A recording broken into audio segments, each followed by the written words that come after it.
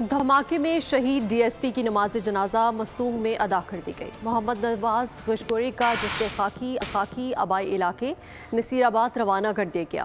شہید D S P کی زندگی پر دیکھتے ہیں یہ رپورٹ۔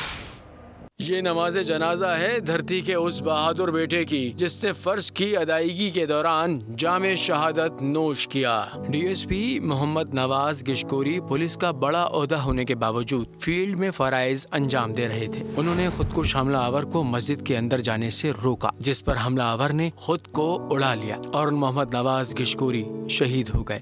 یہ ابھی جلوس کا شروع تھا جہاں سے سوسائڈ بومبر نے اندر داخل ہونے کی کوشش کی اور وہاں پہ موجود ڈی ایس پی ایک سینئر افسر تھا، وہ جس نے آگے بڑھ کے روکنے کی کوشش کی اور اس پہ سوسائڈ بومبر نے اپنے آپ کو کیا، جس سے ہمارے ڈی ایس پی موقع پہ شہید ہو گئے۔ شہید ڈی ایس پی محمد نواز گشگوری کا تعلق نصیر آباد سے تھا۔ وہ 1988 میں بطور اے ایس آئی پولیس میں شامل ہوئے۔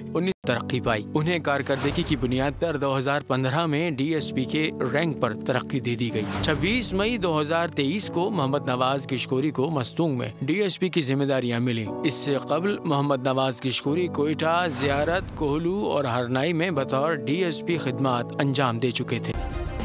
سبسکرائب کریں اور بیل دبائیں تاکہ کوئی خبر رہ نہ جائے۔